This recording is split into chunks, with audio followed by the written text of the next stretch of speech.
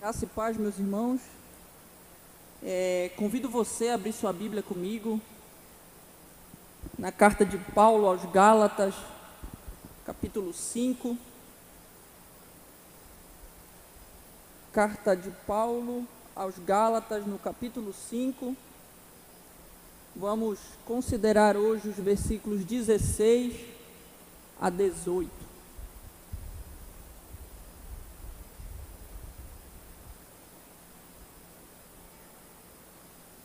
Gálatas 5, 16 a 18 diz o seguinte: Por isso digo, vivam pelo Espírito, e de modo nenhum satisfarão os desejos da carne, pois a carne deseja o que é contrário ao Espírito, e o Espírito o que é contrário à carne. Eles estão em conflito um com o outro, de modo que vocês não fazem o que desejam. Mas se vocês são guiados pelo Espírito, não estão debaixo da lei. Vamos orar mais uma vez.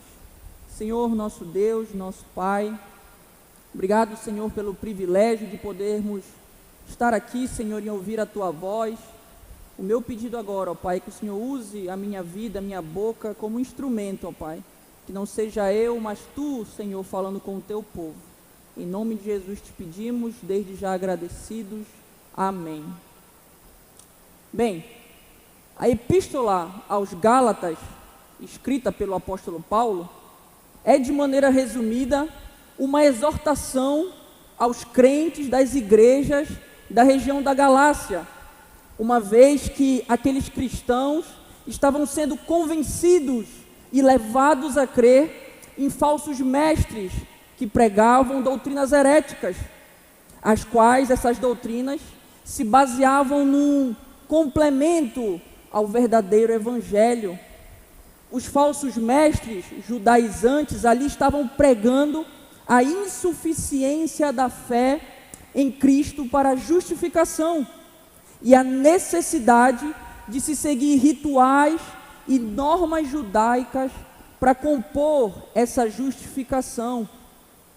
Em outras palavras, eles estavam ensinando que para alguém ser aceito como justo diante de Deus, essa pessoa precisava de uma fé em Cristo somada ao cumprimento de rituais judaicos, principalmente a circuncisão.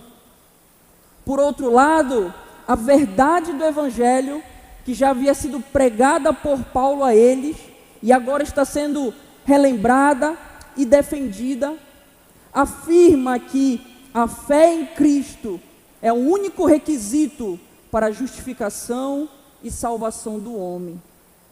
Assim sendo, o verdadeiro cristão, Paulo vai defender isso ao longo da carta, não precisa de qualquer ritual ou complemento, porque a morte de Jesus na cruz é suficiente e eficaz para pagar pelo preço de todos os pecados daqueles que creem nele e os salvar. Eu creio que muitos aqui já sabem, mas apenas para o nosso esclarecimento e lembrança, a gente pode conceituar de maneira breve a doutrina da justificação da seguinte forma: o ato único de Deus, como justo juiz, decretar que um pecador que crê verdadeiramente em Jesus é justo por causa dos méritos de Cristo. Ou seja, aquele que crê de maneira genuína que Jesus é Senhor e Salvador da sua vida, diante de Deus, pelos méritos de Cristo, é declarado justo, não há mais dívida contra ele, e por isso ele é salvo da condenação eterna. Dito tudo isso, o capítulo 5 aqui da epístola, onde o nosso texto está inserido, ele vai marcar o início da argumentação final do apóstolo Paulo, assim como demonstrar algumas implicações práticas dessa justificação dos crentes. E uma dessas implicações que nós veremos nesta noite é que o cristão, ele pode vencer a grande luta que é travado dentro de si mesmo, entre o Espírito Santo, que agora habita nele, e a sua natureza pecaminosa, para então realizar aquilo que agrada a Deus. Então, sem mais delongas, indo para o nosso texto, o primeiro ponto que eu gostaria de considerar com os irmãos, eu chamei de o segredo para a vitória. Está lá no versículo 16. Vamos ler novamente. Por isso digo, vivam pelo Espírito, e de modo nenhum satisfarão os desejos da carne. Então, olhando para o contexto do nosso texto, vemos que no capítulo 5, Paulo está, como nós acabamos de dizer, abordando as implicações práticas da justificação dos crentes. E uma dessas principais implicações de ser declarado justo diante de Deus é que essa pessoa experimenta a verdadeira liberdade. Sendo assim, Paulo começa a sua argumentação ali no capítulo 5, como lemos lá no versículo 1, capítulo 5, versículo 1, de uma maneira muito emblemática. Ele diz: foi para a liberdade que Cristo nos libertou. Portanto, permaneçam firmes e não se deixem submeter novamente a um jugo de escravidão. O que Paulo está chamando a atenção dos seus leitores ali é que eles, pela fé em Cristo, experimentam uma liberdade genuína, verdadeira. Porém, ao se deixarem levar, ou se eles seguissem os ensinos dos falsos mestres judaizantes, eles estariam retornando a um estado de escravidão, pois estariam ignorando a graça pregada a eles e tentando inutilmente se salvar por cumprirem certos requisitos da lei. Colocando de outra forma, podemos dizer que o apóstolo identificou e combateu os dois grandes perigos que estavam se infiltrando nas igrejas da Galácia, por causa dessa falsa doutrina ali pregada. O primeiro desses grandes conflitos, desses grandes perigos que estavam entrando ali, é que aqueles irmãos estavam tentando sair de um estado de liberdade e voltar para a escravidão. E um segundo, que era entender incorretamente o conceito de liberdade cristã e transformar essa liberdade em licenciosidade, em libertinagem. Portanto, você consegue ver nos versículos 13 a 15 que Paulo vai enfatizar que a verdadeira liberdade cristã não é você fazer o que você quiser, não é você frequentar os locais que você quiser, não é você comer o que você quiser, ou ainda até ter liberdade para você pecar. Mas na verdade, essa verdadeira liberdade, ela é expressa em autocontrole, em você ter o privilégio de amar e servir a Deus e aos seus irmãos, e assim obedecer a lei do Senhor, que é resumida em amar a Deus sobre todas as coisas e ao próximo como a si mesmo. Mateus 22, 37 a 40. Então agora, diretamente relacionado com isso, Paulo responde um questionamento que poderia surgir: como essas coisas são possíveis?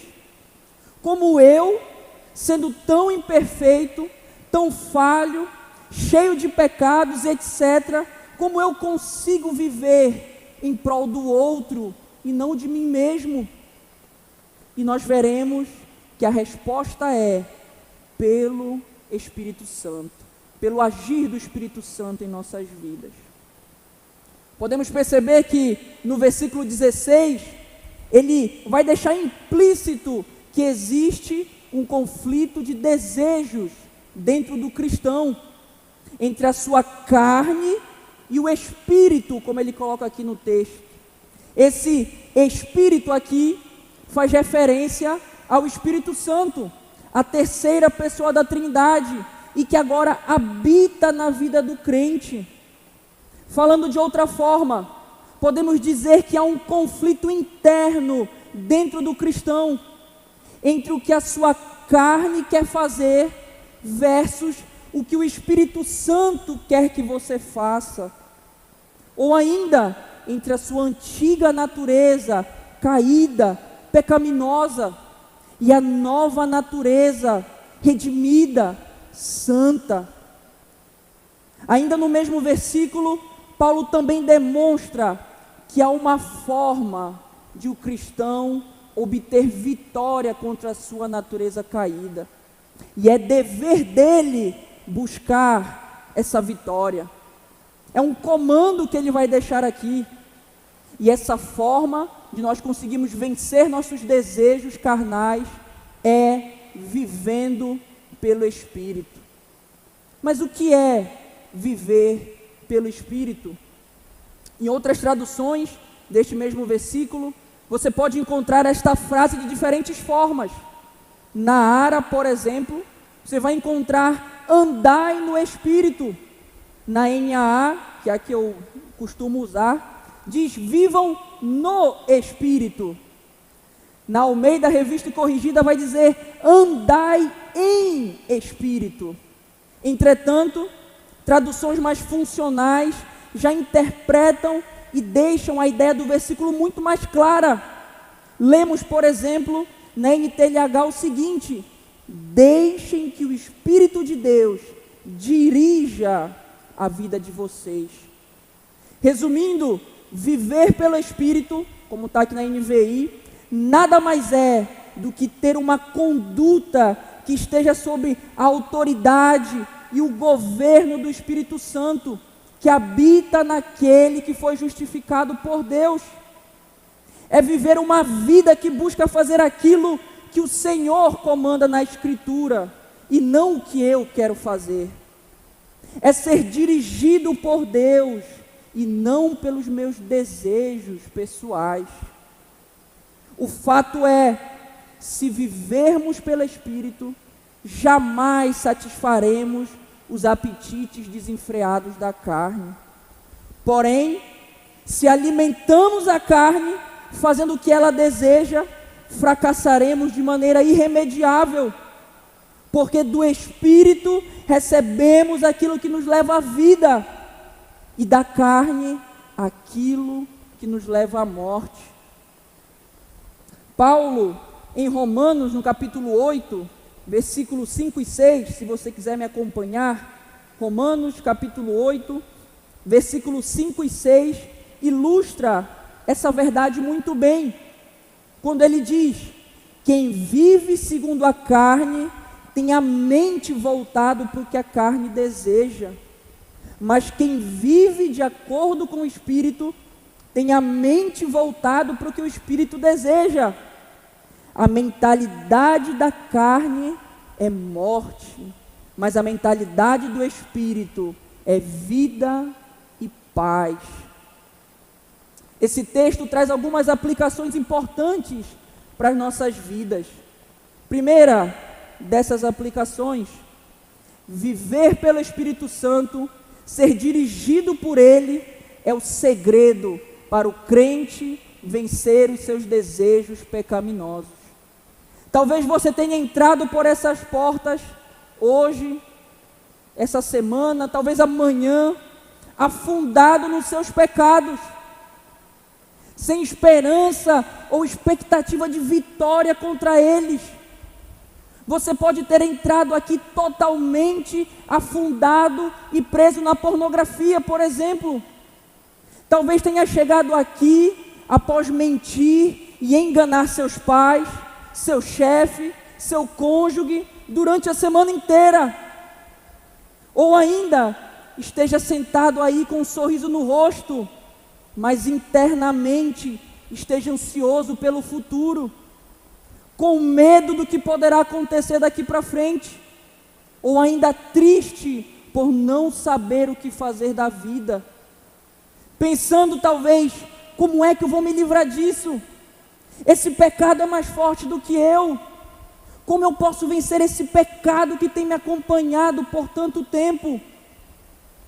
Porém, hoje, a palavra do Senhor deve lhe trazer esperança. Paulo está deixando claro que por causa da obra de Cristo e do habitar do Espírito Santo, o crente pode sim resistir aos desejos da sua carne. Ele pode sim dizer não ao pecado. Você que está aqui hoje, é a pergunta que fica: quer vencer o seu pecado? Então busque mais comunhão com o Senhor, numa vida de oração, de leitura da palavra. Busque nas Escrituras como você deve viver e obedeça. Então você conseguirá vencer os seus pecados. Não é fácil, é uma luta muito difícil, mas também não é impossível. Porque em Cristo há verdadeira liberdade. Ele mesmo disse: e conhecereis a verdade, e a verdade vos libertará. João 8:32. Busque agradar a Deus, o obedecendo, e você parará de satisfazer a si mesmo.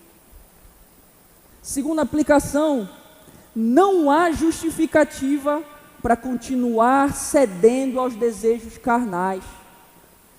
Se Paulo está demonstrando que há uma forma do crente vencer os seus desejos, e mais do que isso, está comandando os crentes a fazerem, continuar cedendo é, no mínimo, pecar por omissão, saber o que deve ser feito e não fazer. Além disso, a Bíblia, como palavra de Deus suficiente, contém todas as coisas necessárias para que nós vivamos uma vida santa. Logo, se eu estou pecando constantemente, não é porque o pecado é mais forte do que eu, mas sim porque eu não estou me esforçando o suficiente para vencê-lo. O suficiente para vencê-lo, me perdoe aqui. O ensino que Deus nos dá na Escritura, aquilo que nós precisamos para vencer, já está revelado. Tudo que você precisa para vencer esse pecado que tem muitas vezes lhe acompanhado por longos anos, já está revelado aqui na Escritura. A pornografia, o orgulho, a mentira, a rebeldia, a ira, não são mais fortes que o Espírito Santo que habita em você. Por isso eu repito, existe um meio para nós vencermos nossos pecados, que é vivendo pelo Espírito. E enquanto não formos dirigidos por Ele, a carne continuará vencendo a batalha. Que Deus nos ajude nessa árdua missão. O segundo ponto que eu gostaria de considerar com os irmãos, eu chamei de a dificuldade do conflito. Está lá no versículo 17, leia comigo novamente. Pois a carne deseja o que é contrário ao Espírito, e o Espírito o que é contrário à carne. Eles estão em conflito um com o outro, de modo que vocês não fazem o que desejam. Na continuação do texto, Paulo vai se aprofundar no conflito entre desejos, que acontece na vida daqueles que foram alcançados por Jesus. Vemos no versículo 17, que a carne, representando essa natureza caída, pecaminosa, deseja aquilo que é contrário ao Espírito, que representa essa nova vida redimida, santa. E por sua vez, o Espírito deseja algo que é contrário à carne. Não é de se espantar então, quando lemos o que Paulo diz na continuação do texto. Eles estão em conflito um com o outro. Esse versículo vem deixar explícito o que estava implícito no versículo anterior. Há um grande conflito na vida do crente. E isso se dá porque enquanto alguém se deixa guiar pelo Espírito, com certeza não satisfará os desejos da sua carne. Porém, muito frequentemente, acontece com cada um de nós que não deixamos que o Espírito seja o nosso guia. E assim, visto que o Espírito persiste em levar essa pessoa para ser mais santa, para ser mais parecida com Cristo, acontece esse embate interno dentro do crente. Nesse ponto, então, é importante deixar claro que esse conflito que nós estamos falando e continuaremos falando aqui, ele acontece somente no coração daqueles que foram regenerados por Deus. No coração do ímpio, daquele que não foi alcançado pelo Senhor, não há luta alguma, não há presença do Espírito Santo, há apenas vitória e senhorio do pecado sobre a vida dessa pessoa. Não há vontade de agradar a Deus e ser mais parecido com Ele, há somente satisfação pessoal e passos largos em direção ao inferno. William Hendrickson, um grande comentador, estudioso da Bíblia, fala que essa batalha interna, na verdade ele divide essa batalha interna em 3 grupos distintos. Ele vem dizer primeiro como funciona esse conflito na vida do libertino, do ímpio. Nessa pessoa não há conflito, como acabamos de dizer, porque esse apenas segue as suas inclinações naturais. Um segundo grupo seriam os legalistas, aquela pessoa que foi exposta à sua pecaminosidade por meio da lei, porém se recusa a aceitar a graça e luta e tenta pela sua própria força obter vitória contra o seu pecado. Porém, essa pessoa não conseguirá vencer enquanto não se render à graça do Senhor, à ação do Espírito Santo. E por último, o crente, que experimenta um conflito doloroso, um conflito que muitas vezes vai lhe deixar triste, mas no final ele alcança a vitória, ele vence o seu pecado, porque o Espírito Santo que está nele o capacita, o habilita a triunfar.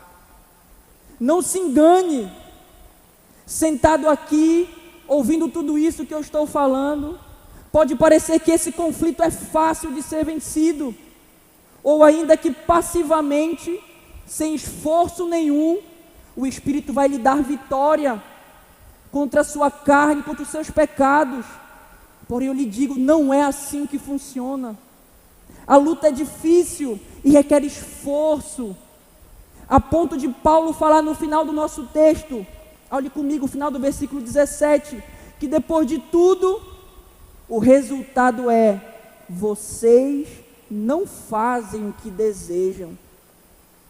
João Calvino, quando ele comenta esse texto, ele vai dizer que, abre aspas, quando o apóstolo afirma que não fazemos o que desejamos, ele não está se referindo às nossas afeições, às nossas vontades naturais, mas sim às afeições santas que Deus nos outorga por meio da sua graça. Portanto, Paulo está mostrando que os crentes, enquanto permanecem nessa vida, por mais que se esforcem, não obtêm uma medida de sucesso que os leva a servir a Deus com perfeição. Os melhores resultados não correspondem aos desejos e anelos do cristão. Fecha aspas. E por que as coisas são dessa forma? Você pode se perguntar. Porque mesmo eu tendo o Espírito Santo na minha vida, e sabendo que viver guiado por Ele é o segredo para eu vencer meus desejos pecaminosos, porque ainda assim eu continuo pecando, porque ainda assim muitas vezes eu continuo caindo no mesmo pecado. E a resposta é que nós já fomos salvos da condenação e do poder do pecado, mas não ainda da sua presença. A nossa natureza caída continua ali, continua aqui, e ela não fica parada, ela não fica passiva à atuação do Espírito Santo, muito pelo contrário. Vemos que a natureza caída luta constantemente contra a nossa nova natureza redimida. Ambas lutam para direcionar a nossa vida, lutam para serem satisfeitas, ou a satisfação pessoal, dirigida, guiada pela vontade da carne, ou a satisfação de Deus, agradar ao Senhor, dirigido por uma vida guiada pelo Espírito. No campo do nosso coração, ainda se trava uma guerra sem pausa, um conflito que vai durar toda a sua vida e a minha vida aqui na terra. E para ilustrar essa realidade, nós podemos olhar para a vida do homem que está escrevendo essa carta, Paulo. Lá em Romanos, no capítulo 7, versículo 14 a 25, você pode ler quando você chegar na sua casa o trecho inteiro. Paulo está escrevendo como um homem já convertido e narrando suas experiências atuais nesse estado. E ele mostra, ele está se queixando com amargura do fato de que ele pratica aquilo que a sua alma regenerada odeia, a ponto de exclamar no versículo 24 de Romanos 7, desventurado homem que sou, quem me livrará do corpo desta morte? Entretanto, mesmo diante de uma luta tão difícil, Paulo tem certo em sua mente que no final das contas o Espírito Santo irá prevalecer. Existe uma tristeza genuína por saber que ele está pecando, mesmo desejando totalmente agradar ao Senhor. Ao mesmo tempo, há uma alegria na certeza de que nenhuma condenação há para aqueles que estão em Cristo Jesus. Romanos 8:1. E por isso, ele pode dizer o que diz no versículo 25: graças a Deus por Jesus Cristo, nosso Senhor.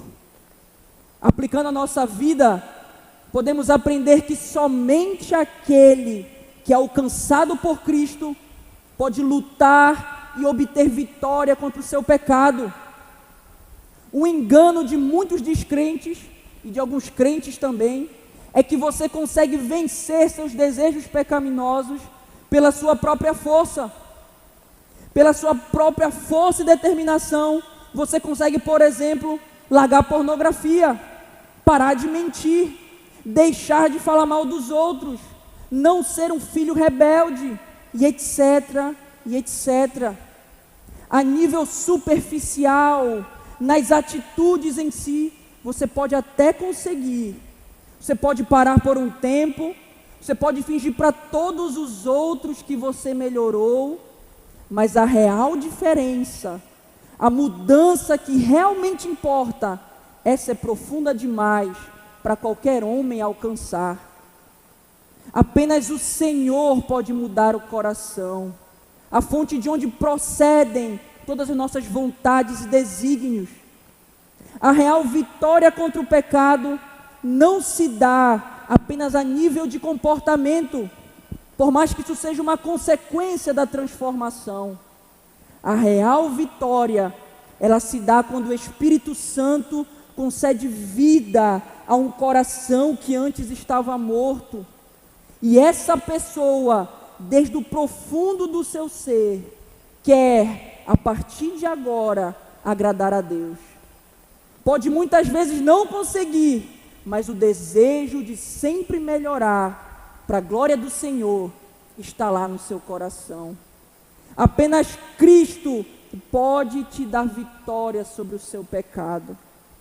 E se você ainda não tem esse Senhor no seu coração, não perca tempo em clamar por Ele, pedindo que Ele genuinamente transforme aquilo que, da onde procedem as tuas vontades, as tuas afeições. Transforme o teu coração. A luta é difícil, mas em Deus a vitória é certa. Precisamos sujeitar então nossa vontade ao Espírito, em vez de entregar o comando da nossa vida à carne. Terceiro ponto que eu gostaria de considerar com os irmãos, está no versículo 18. Vamos ler novamente, eu chamei de a vitória nos dá liberdade. Vamos ler novamente o versículo 18. Mas se vocês são guiados pelo Espírito, não estão debaixo da lei. Na parte final do texto, Paulo demonstra mais um resultado de se viver no Espírito, ou como está colocado aqui no texto, de forma passiva, ser guiado pelo Espírito. E esse resultado é não estar debaixo da lei. Mas o que significa não estar debaixo da lei, ou estar debaixo da lei, para ser mais preciso? Não podemos esquecer o contexto da nossa carta. Ao longo dela, Paulo está combatendo o falso ensino judaizante, que o cumprimento de normas e ritos judaicos contidos na lei de Moisés, mais especificamente na lei cerimonial, era necessário para um cristão ser justificado diante de Deus. Em outras palavras, essa visão legalista dizia que para alguém ser salvo, essa pessoa precisava cumprir um conjunto de normas e regras, especialmente a observância da circuncisão. A fé em Cristo para esses homens era insuficiente, e a possibilidade de salvação estava diretamente ligada à obediência à lei. Estar sob a lei, então, nesse contexto, significa derrota, escravidão, maldição e impotência espiritual, porque a lei não pode salvar, ela nunca pôde. Olha o que Paulo disse anteriormente, em Gálatas 3:11, você está no capítulo 5, volte para o capítulo 3, versículo 11. Olha o que ele já disse àqueles irmãos das igrejas da Galácia. E é evidente que, pela lei, ninguém é justificado diante de Deus, porque o justo viverá pela fé. A salvação sempre foi e sempre será pela graça, por meio da fé em Jesus Cristo. No Antigo Testamento, a fé no Cristo que viria. No Novo Testamento, a fé no Cristo que já veio. Resumindo, Paulo está mostrando que o cristão que realmente é guiado pelo Espírito Santo não olha para a lei como um meio de salvação. Ele não olha para a lei como um fardo pesado que deva carregar, e somente se cumprir tudo aquilo é que então será aceito por Deus. Ele entende que a verdadeira liberdade está em confiar na graça de Deus. Ele entende que foi liberto pelo Espírito, que a sua justiça diante de Deus não é mérito próprio, mas na verdade é um favor imerecido. A causa são os méritos de Jesus. E essa pessoa que confia, que crê nisso, recebe tudo isso que eu acabei de dizer, por meio da fé nesse Senhor. Hernán Dias Lopes resume essa ideia muito bem quando diz: a lei exige de nós perfeição, e por isso nós somos condenados por ela, porque nós não somos perfeitos. Estar sob a lei é estar sob maldição, pois maldito é aquele que não persevera em toda a obra da lei para cumpri-la. Porém, quando somos guiados pelo Espírito, já não estamos debaixo da tutela da lei, e por isso somos livres. Aplicando então a nós, fica a pergunta: em que a nossa salvação está fundamentada? Em que a sua salvação está fundamentada? Será que você, crente no Senhor Jesus, reconhece que se não fosse pela graça de Deus, você ainda estaria condenado? Será que você tem convicção que não são os seus méritos que te fazem justo diante de Deus, e sim os de Cristo? Você tem olhado para as suas boas obras, para a vida correta que você leva, para a sua participação nos cultos, nos metanoias, na UNAD, na EBD e etc. E entendido que tudo isso é bênção de Deus sobre a tua vida? Ou será que você enxerga essas coisas como um meio para barganhar com o Senhor? Um meio pelas tuas próprias forças em ser salvo? Se for esse o caso, eu já lhe dou um spoiler: você irá se frustrar, você não vai conseguir se salvar. Sem Cristo não há como ser salvo. As tuas obras, as minhas obras, por melhor que forem, não podem nos tornar justos diante de Deus. Não podem nos dar, como algumas pessoas dizem por aí, não podem nos dar créditos com Deus, ter um saldo positivo com o Senhor, e muito menos nos salvar. Viver dessa forma não é ser guiado pelo Espírito, é tentar sair da verdadeira liberdade, que confia na graça do Senhor, e voltar para a escravidão, de tentar pelas suas próprias forças se salvar. Já caminhando para a conclusão, podemos resumir tudo o que foi dito aqui esta noite, afirmando que no coração do crente há um grande conflito entre a sua carne e o Espírito Santo que nele habita. Porém, quando o cristão vive guiado pelo Espírito, debaixo da sua autoridade, ele consegue vencer os seus desejos pecaminosos e entender que não é mais escravo do pecado, que não precisa cumprir normas para ser salvo, mas pela obra de Jesus na cruz é verdadeiramente livre. A graça o alcançou. Em Cristo ele encontra esperança para ser santo. Meu convite final nesta noite é que você, crente no Senhor, como Paulo comanda no versículo 16, viva pelo Espírito, e assim você consiga crescer espiritualmente. Para você que ainda não tomou uma decisão por Cristo, meu apelo é que você se arrependa dos seus pecados e confie que Jesus pode transformar a tua vida.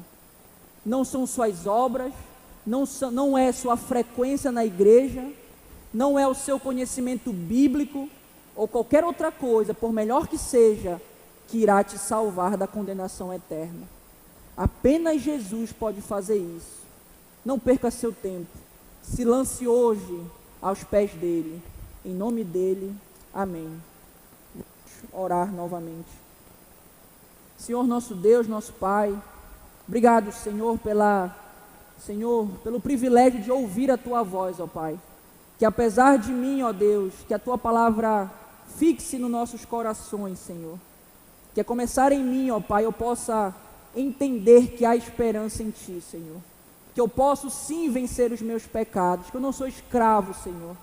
Ajuda a mim e aos meus irmãos, ó Pai, a vivermos como crentes livres em Cristo, vencendo aquilo que tenta nos aprisionar, Senhor, para a honra e para a glória do Teu nome. É o que nós te pedimos e desde já te agradecemos. Amém.